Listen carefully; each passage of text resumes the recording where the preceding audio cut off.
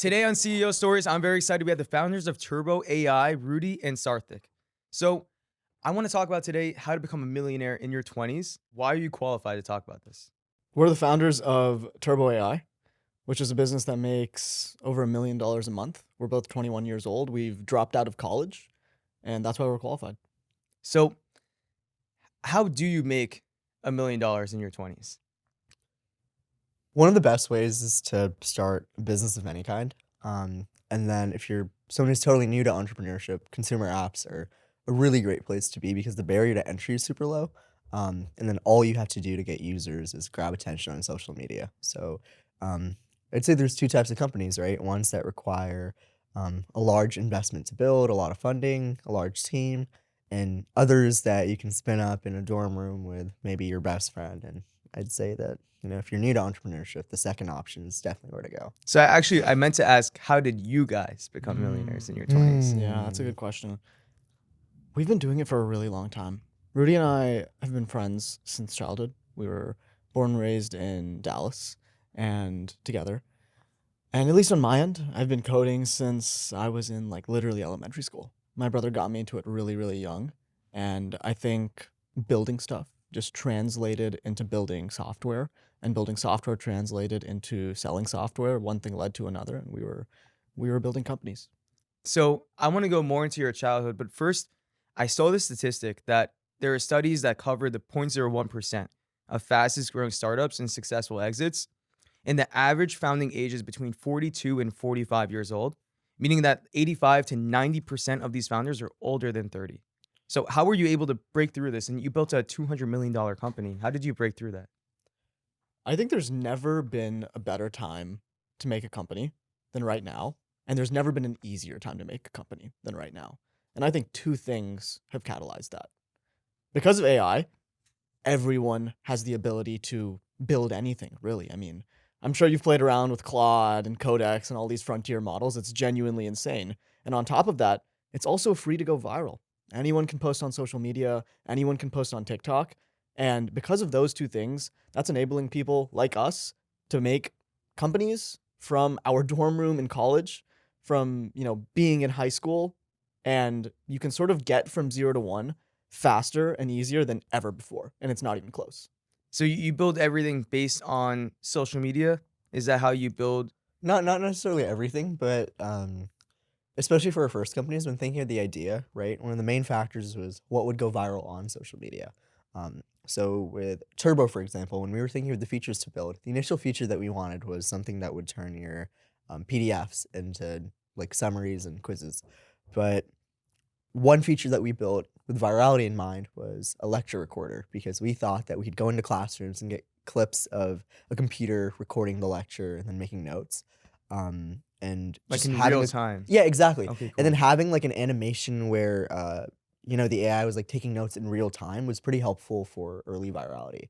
So I wouldn't necessarily say everything is for virality, because you have to do a lot just to retain users, but some of the aesthetics of how the app looks definitely keeps virality in mind. For example, certain screens have the app logo at the top, right? So that when you show them in a TikTok, you can see what the app is called and you're more likely to get it. So things like that. Yeah. I have a funny story from the previous company that I built. It was called UMax. It was a self-improvement app where guys would take a picture of their face and it would tell them how hot they are. And something that we spent a really, really long time on was this one page of when you actually get your scores. And we experimented with maybe 20 variations of how the page actually looked, because we were trying to reverse engineer, okay, when influencers and UGC creators and people naturally post screenshots of their UMax scores, what's actually going to go viral? And I think that's part of the reason that we had success. But even going down to these fine details in what the colors are, how does the layout look, what elements are shown, what elements are not shown is incredibly important. That's something that we do for Turbo as well. In my head, I'm picturing the Spotify Wrapped page. Exactly. How it's just made to be posted on social. And it sounds like you're designing your apps and your whole experience and social over some kind of psychology. It sounds like some sort of social psychology. What do you guys understand about the brain that you think a lot of people don't understand? I think that on any page, your users are only going to get one piece of information. And that one piece of information is whatever the title is. any subtitle, any bullet point, any description, you should assume that they're just not going to read it. And building with that in mind actually becomes way, way more complicated because on every page, you have a number of things you want to convey. But as founders and as builders, you're forced to choose one. And I think that's what makes products effective. If you think back to like any really, really big consumer company, they almost have one really, really simple value proposition. Spotify, they give you the ability to listen to music. Duolingo, you can learn a language. Every single consumer product is actually incredibly simple when you look back at it. And I feel like people initially try to overcomplicate things, and that simplicity is a little bit underrated.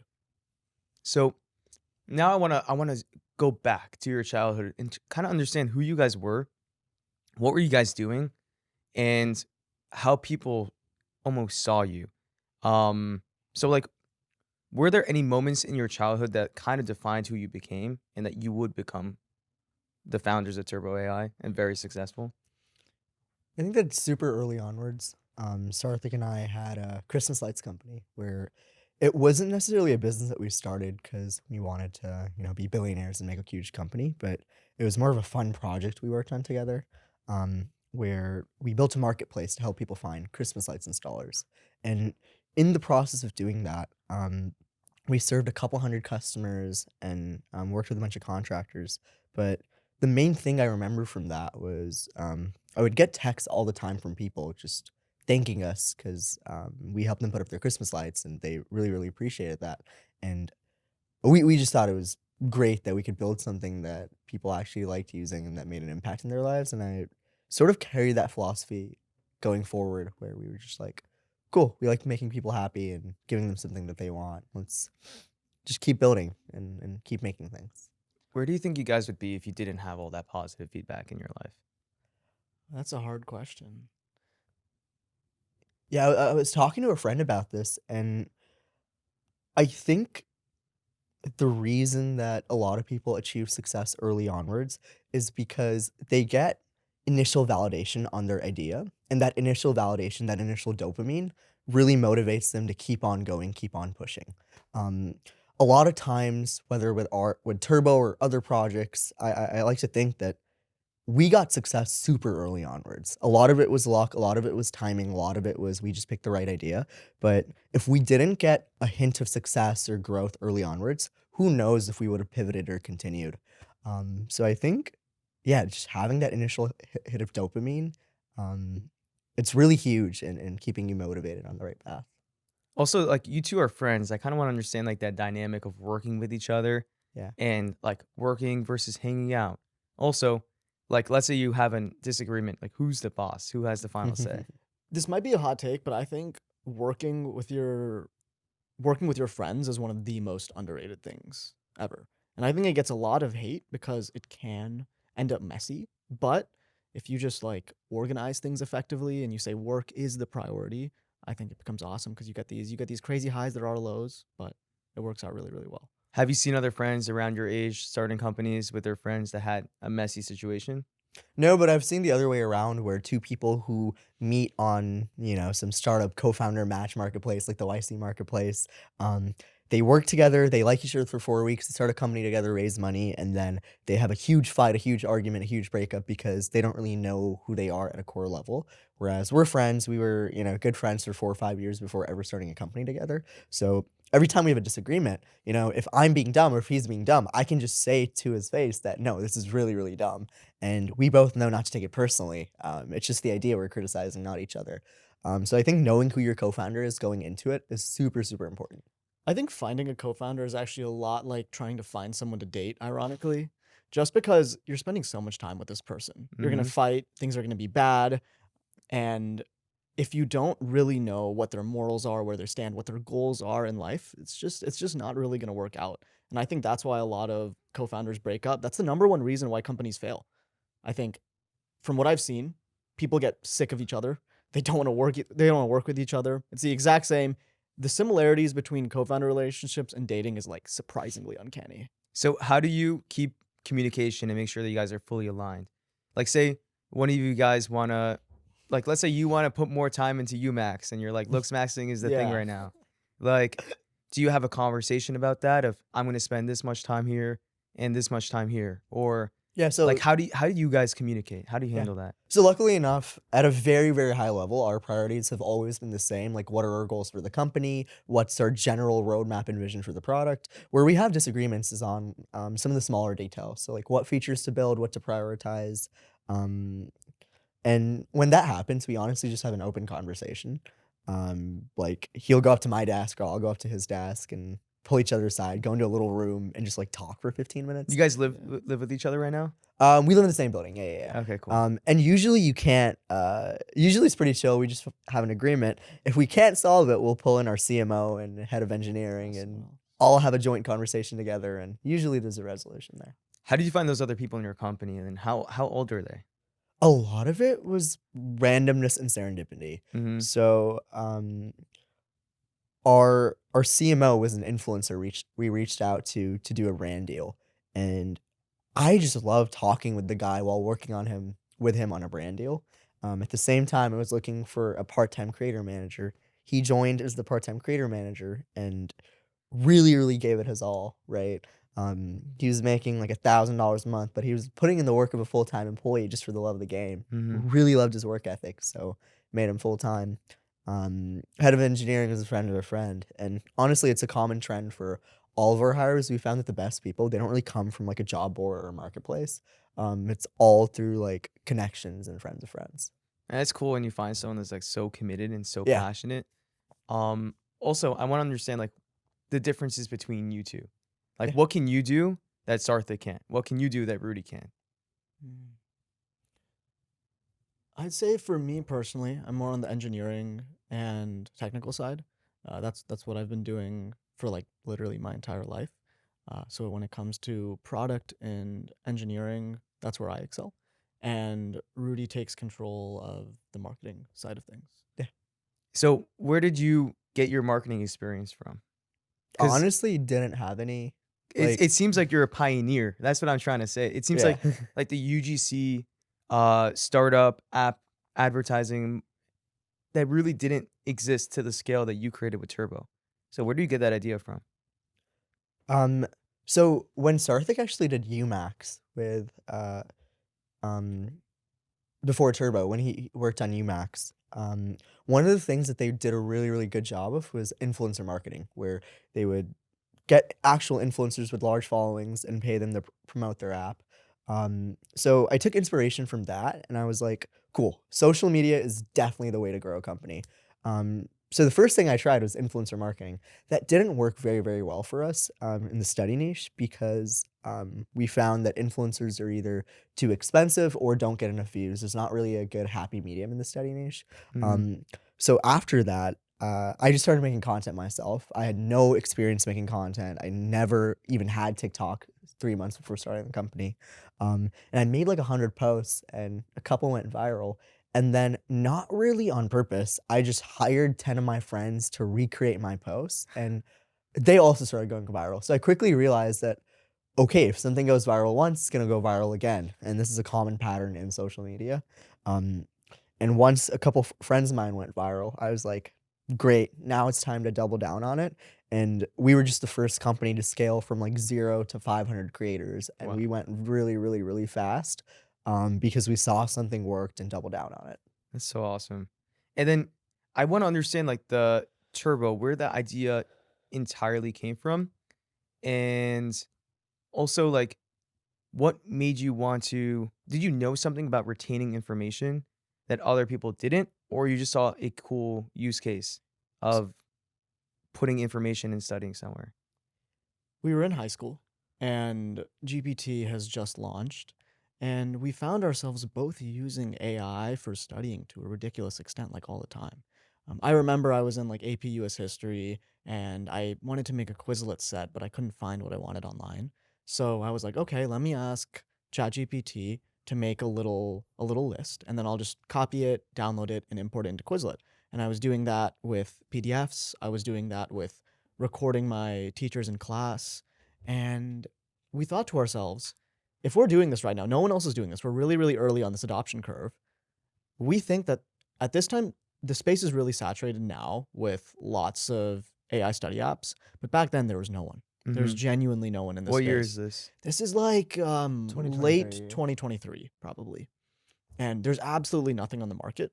So we're like, we should make it. We should try it. And at this point, we're still working on our previous company, that Christmas lights decoration company. But we were like, dude, the market here is awesome.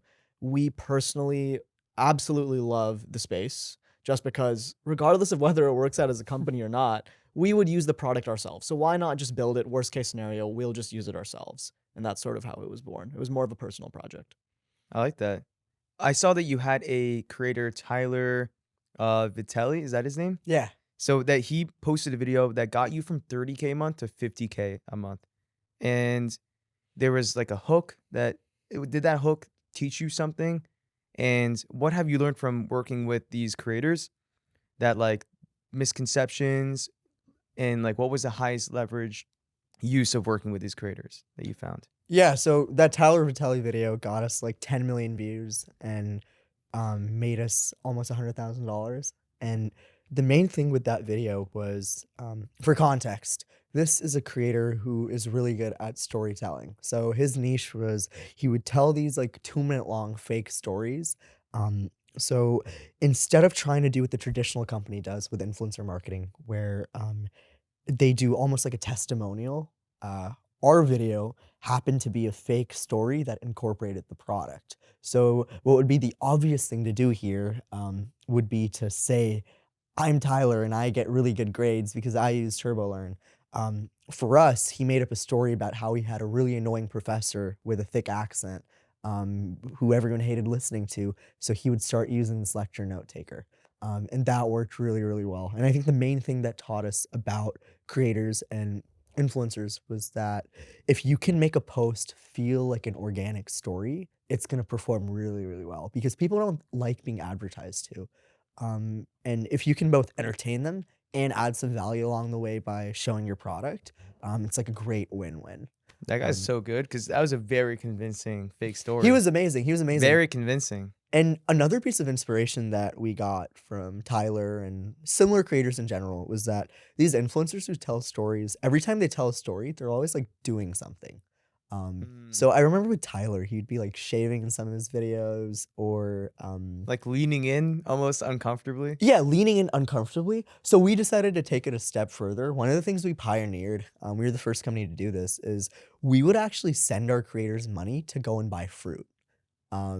So our first like 20 or so creators, they would just like get mangoes or watermelons and start cutting them in their videos. And immediately once we did that, we realized that their views went from an average of like 10K views a video to 100K views a video.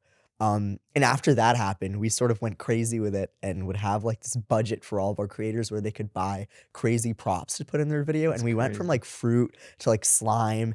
And now it's almost to the point where if people see a video with someone cutting fruit, they'll like comment below saying like not another turbo ad or something. Oh wow. So we had to pivot from like fruit to people taking like a bottle of water and then pouring like a liquid into it. And like the main principles behind that are that number one, if someone thinks that the person on the screen is an actual influencer, that hook or that story is going to be a lot more credible coming from them because you don't know that they're a UGC creator for the company. You think that they're an actual influencer because their setup looks so legit. And number two, just psychologically, if you're scrolling and everything looks the same, your video having some sort of like attention pop, whether it's like a pop of color or a fruit, is going to capture a lot more attention. And dude, that's way more tasteful than like the Minecraft jumping on stuff or the Yeah, Subway exactly. Surfers. I mean, I think that has its own space, but in terms of what people associate that with, like I've seen videos where creators have like, Subway Surfers on a laptop in front of them versus fruit. And I've always thought that the other one is almost like trying too hard, Mhm. right? And a little bit clickbaity, whereas the fruit feels a little bit more natural and organic. That's awesome. And so were you guys struggling in school or were you guys always good at school? Nah, we were fine. Sarthik was, you were valedictorian? Valedictorian, Yeah. all the AP classes. Yeah. So when you Perfect dropped out of student. college, what were your parents and your friends thinking about you guys?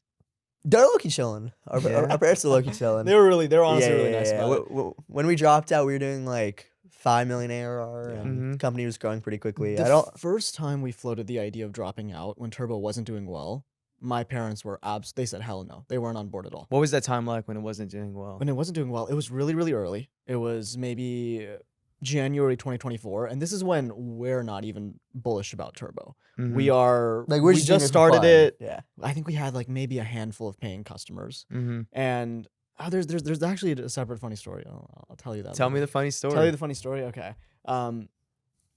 The happiest moment that I've had in the entire course of the company is ironically when we got our very, very first paying user. I remember we launched Turbo as a side project. We're putting up posters on bathroom stalls. People are downloading it, but no one's using it all. And I remember I'm sitting in like a philosophy class at Duke, and I get a notification on my phone from Stripe saying someone bought $108 subscription. Quentin something, I don't know. But Quentin bought $108 subscription and I freaked out. I called Rudy, I called my mom, I called every single one of my friends, and I was like, someone paid, this is insane. Because that marked a transition where it was like, this is the first time Someone paid for where software. someone that has we paid built. for software.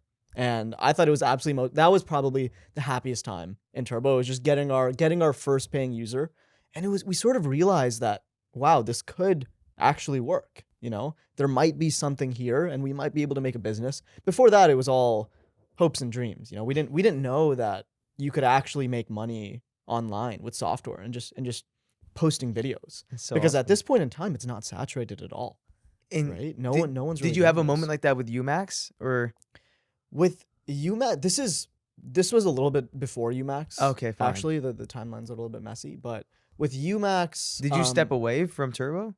So Turbo had like a little bit of like a period where I was doing UMax and then Rudy was doing marketing. And the way that UMax started was Blake Anderson, also founder of Cal AI, is the one who Oh, nice. made the app, and he got everything started. And I joined a little bit later as a co-founder. Have you ascended after starting UMax? Oh, have I signed? Of course, of course. He looks maxed. Anyways, going back to what you were saying about that time where it was kind of tough and uncertain with Turbo. Yeah. When we really originally started, the first 2 weeks, we had no idea about social media.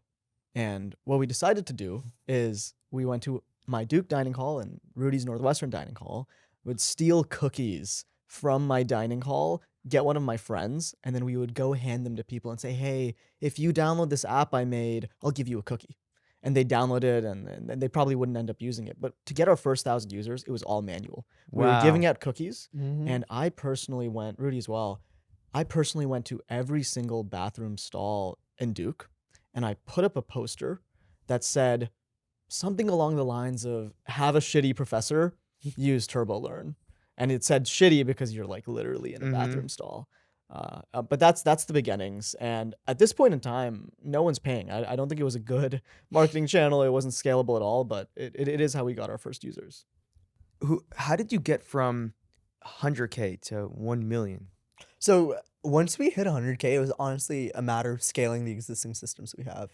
I think there's like two different stages in the company, like validating the initial idea and figuring out that here's what the core product is going to look like, and here's what the core distribution channels are going to look like, and then just hiring the people, building the systems and internal tooling to grow it. So 100K to a million a month was really a lot of the same thing, right? We knew that this form of UGC marketing was going to grow our company. And we knew that the core of the product is an AI note taker that makes notes, flashcards, and quiz questions. We went out and scaled from like 30 creators to over 500, and then scaled from, just Sarthik to 6 engineers, so that we fleshed out the features. And then on the marketing side, just grew our creator network. But it was a lot of the same thing, just executing and showing up every day. I think getting from 0 to 100K was way harder than getting from 100K to a million a month. And the reason I say that is because once that snowball is going, it just goes. And it becomes like this machine that like you need to put inertia into to stop it from progressing and growing. So once we got the ball rolling, like 0 to 10K per month, it was natural from there. So I'm actually curious now. Do you think an inexperienced founder or an average college student, let's say they had your idea, do you think they would be able to build it into a $200 million company? Not now. So the reason I say not now is because when we started Turbo, Twitter was not a thing, tech Twitter. So I think one of the catalysts, and it's a good thing, one of the catalysts for this new wave of entrepreneurship, all these young people starting companies, is because you're seeing tweets about how 15-year-olds are out there making $20,000 a month, right? Or how 20-year-olds are out there making $1 million a month. When we were first starting Turbo, tech Twitter wasn't really a huge thing. Mm. So funnily enough, right, me and Sarthik had started Turbo, and Sarthik got that UMax opportunity. When he heard about UMax and the fact that within their first week of launching, UMax was making tens of thousands of dollars a day, me and Sarthik literally had a conversation on the phone where we were like, this is a scam. We don't believe it. We did not believe that as like a bootstrapped company, you can make tens of thousands of dollars a day within less than a month of launching, because we didn't connect the dots between all it takes to grow your company at first is going viral. So I would say back in the day, an average college student, if they're very, very intelligent and can think from first principles, absolutely could have done what we did. But I think today it's a lot harder because every single market is so much more saturated. There's a trend right now. I think I read I think it was like a Business Insider or Wall Street Journal article about how I think like the headline was that Ivy League students are giving up their quant internship offers to raise money and start companies. And I think we're at a stage now where startups are everyone's working on a startup now. Yeah. So I think like How does that make you feel? you know I think it's a good thing for the world. Maybe for us, we're like, damn, now it's more saturated. But Mm. I think it's good. I think competition in all ways is generally good because you get inspired from your competitors. You get copied, but you also draw inspiration from all sources. So I think it's a good thing for the general ecosystem. You went to Northwestern, you went to Duke. I saw a number, I don't know if it's accurate, that the average tuition is about $73,000 a year. Yeah.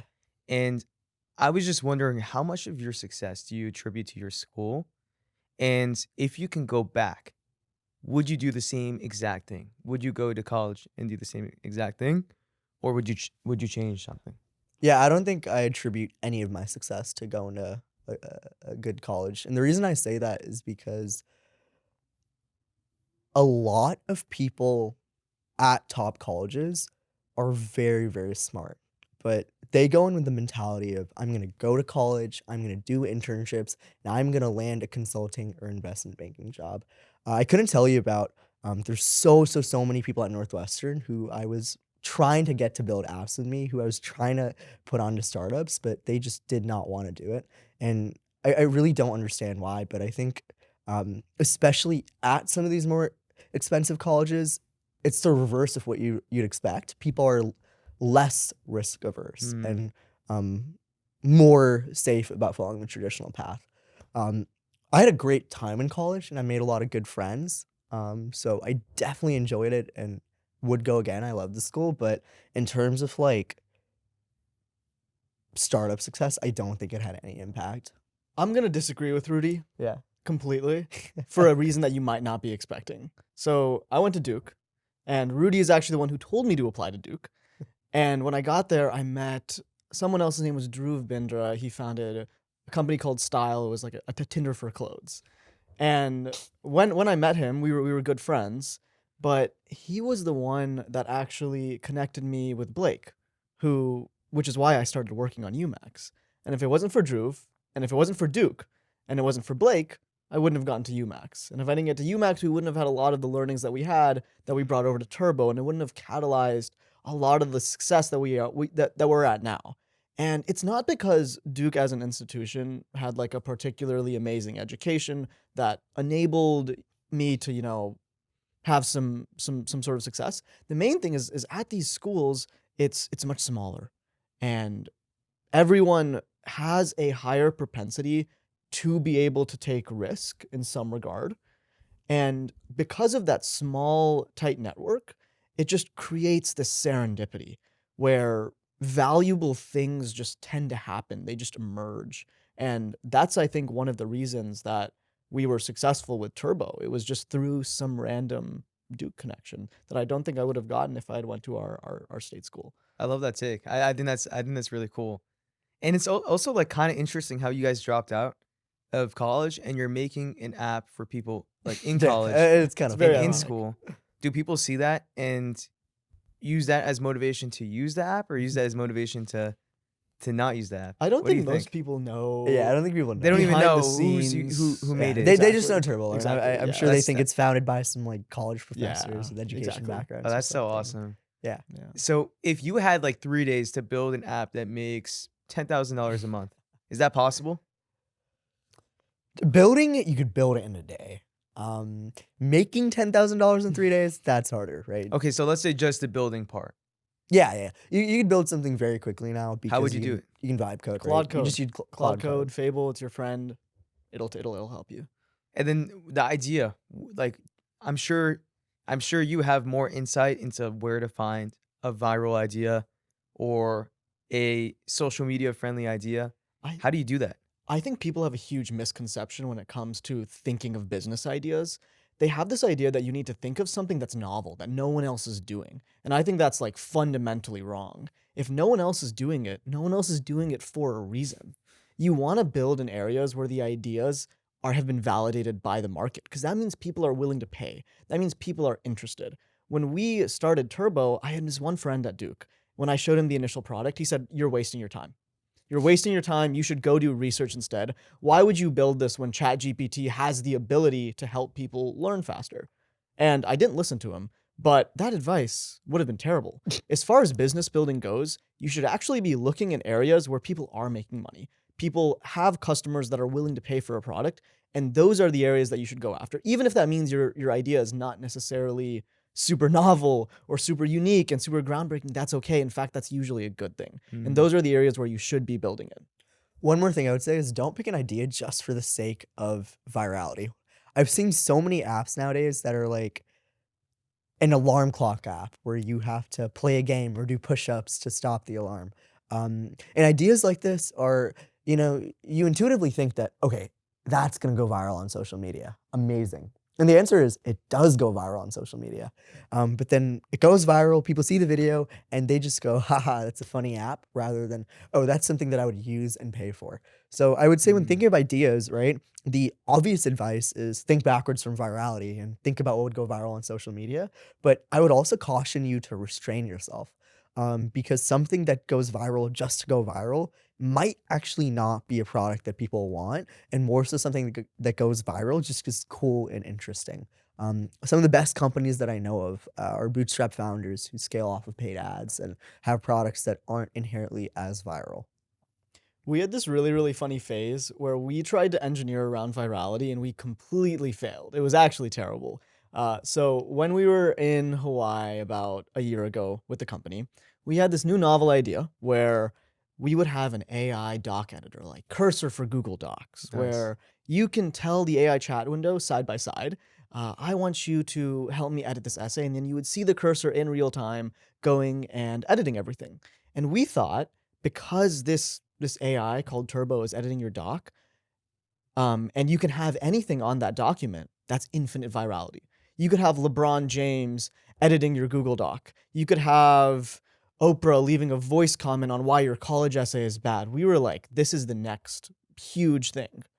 But then we tried to make videos around it, and despite it being like an initial viral idea, it just didn't convert because the product didn't really make that much sense. It wasn't that useful. So despite there just being so much virality because of how broad it was, you could have so many different ideas within the space, it didn't end up actually being an effective video that actually drove users because the actual value proposition just wasn't that clear. And we spent 6 months building this AI doc editor, and we killed it last month. So you guys are 21, right? And you've reached amounts of wealth that most people will probably not see in their lifetimes. I want to understand, how has your life changed? Not at all. Yeah, it's been the exact same. Honestly, the best part of our life is that we work with all of our friends. Our company is 10 people, all under the age of 25. And that part's been the most fulfilling. Just the freedom to work on what we want with who we want. Um, and I think that's a lot more interesting, a lot more fulfilling than just being able to buy whatever. What was your biggest purchase? I low-key haven't spent money. I bought a Canada Goose. The Canada Goose? Yeah, $2,000 coat. But I went to school in Chicago where it was like Yeah. 10 degrees. So Mhm. I feel like it was a valid purchase. And then the second big purchase I made is I put $1,000 on black at a casino in blackjack, and it did hit. So Nice. that's about it, though. Hell yeah. What about I you? haven't really bought I anything think yet. there's one really, really underrated use of money that I didn't recognize, and that is being able to host things, being able to Mm. have experiences where you get a ton of your friends, even mutuals that you don't really know, and just bring them together. Because a lot of times, just we have a really, really big office, and we throw events there, and that is expensive. You know, buying alcohol for 200 people ends up costing like $1,000, right? But being able to throw these events and have these experiences where people make memories, which does cost money, I think is one of the best uses. Just because you always remember that. We just threw a party for celebrating 10 million users where we had Nice. about 200 people there, See. and it did cost some money, but it was an awesome use case. And I Sorry. think those are the things that you actually remember. So something that I've been trying to actively do in New York is host a ton, bring people together, and I think it's awesome. You should make a AI nightclub or something. Yeah, exactly. There we go, AI Exactly. nightclub. AI nightclub. And instead of girls, you have like AIs that you can talk to. It's a business that I like think of is like maybe so easy to run, but I'm sure it's not. Yeah. A nightclub. I mean, Yeah. yeah. There's all sorts of those like social AI apps like 222 and like Time Left and stuff. Are there any challenges with this like newfound situation of wealth? challenges? Challenges? Nah, we don't. We just like don't spend the money. We don't think about. And the you money. guys decide how much to pay yourselves. Yeah, Like, and how do also you figure that out? we don't pay don't pay ourselves ourselves a lot. Yeah. Like we're Mhm. not. We're not the highest paid. Yeah, there's employees multiple or people in at the our company at companies all. that make more than us, and we haven't really liquidated yet. So we do have like wealth, but all the money is in the company account, and we Mhm. use it to grow the company. Our personal bank accounts are not that high because everything's in the company. So how many hours do you guys work a week? Ooh, that's a hard one. 50, 60, Yeah, it's not like 100. How many days a week? 6 days a 6. week. Oh wow. Yeah. And do you believe in a work-life balance? I would say absolutely, because I think at this point, especially when your company's a little bit more mature, the high level ideas you have and how you manage people is a lot more crucial to the success of your company than the amount of hours that you put in. Um, 90 hours working on the wrong idea is not going to do anything as opposed to 10 hours working on the right idea. So right now we work 60, 70 hours a week, most weeks just because we enjoy working. We're with all our friends and we're really passionate about the company. But quite frankly, the company's at a point now where if me or Sarthik wanted to work like 30 hours a week, it would not make a difference. I think there's one big question that every founder has to answer when they're growing a company, and that is, do you want to be in San Francisco or do you want to be in New York? And the answer to that question has massive different personality types. If you want to be in San Francisco, the type of people generally revolve around, let's work 100 hours, let's grind, let's talk about coding. It's like this whole environment. And we were there for 8 months and honestly kind of hated it. And New York breeds this other type of person where it's more about having like a diversity of experiences, you know, also having fun, but also working hard. And that's the reason why we're in New York. Bro, it's New just York's the best. so much Yeah, more New York's fun, great. to be honest. I want to ask you a personal question. You're dating the founder of Stella, and she has an app, millions of followers, millions of views every month. What is the most important lesson you've learned from dating Sarah? Wow, it's a crazy question. I love it.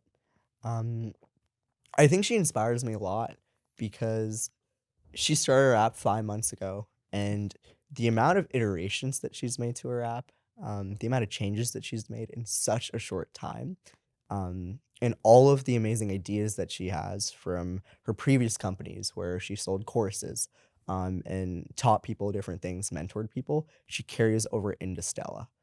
So a lot of that, whether it's like the rate at how quick she's moving or like the unique perspective she brings from selling courses, that inspires me to put all that into turbo. So, for example, I was showing Sarah my onboarding, and she was calling it chopped. Um, and she was telling me a lot about like the psychology of getting people to buy a high ticket item. And together we were sort of brainstorming and thinking about what to do for the Turbo onboarding. So I would say more than anything, she's great. I love her, but very, very inspiring. Also as a founder. Have you learned anything about social? Anything but social. Um, Honestly, less so about social, more so about consumer psychology. Um, I think the main thing she taught me is that, when you're trying to get people to pay for a product, this is like when you're initially trying to get them to pay, not when you're trying to retain them. They don't actually care what the product is. It's more so about what they desire and what their goals are. So yeah. Okay. Final question. The trajectory that you're on puts you on like the same path as people like Mark Zuckerberg or Sam Altman or Jeff Bezos, I don't know, Elon Musk, right? So you're on the path to become a billionaire at this rate. What kind of responsibility do you think that you have in that position? Like, what kind of responsibility do you think becoming a billionaire Yeah. brings? I think the biggest responsibility that you have is choosing to work on something that actually makes the world a better place. Um, Once you reach a certain level of wealth and success, you're at the point where you can work on whatever you feel like working on. So at that point, this is a decision you make to make, I don't know, like a crypto marketplace that sure makes you a lot of money, or do you work on something in a space that actually helps people? So for me, for example, one of the main things that I want to do in my life is build something impactful that actually makes a positive difference in people's lives. So with Turbo right now, it's education. Super long term, I want to build something in the healthcare space Nice. where we help people live longer. So I would say, money is an asset that you can use to give back, and just making sure you're able to do that is really important. I would say the exact same thing. I think one of the reasons that we are working on TurboLearn is because we see that it's actually making a positive impact on people's lives. I have a number of user calls with people where they're talking to me and they're like, "Hey, Sarthik, I passed my exam and I got an A, and I think I'm gonna get into med school because I love using TurboLearn." And just the satisfaction that I feel from just hearing that story is absolutely awesome. And I think that building companies is an awesome way to promote these like social goods. And I think that's part of the reason that we do it. Awesome. Well, thank you guys for being here. Yeah, thank you. Appreciate your time. Thank you.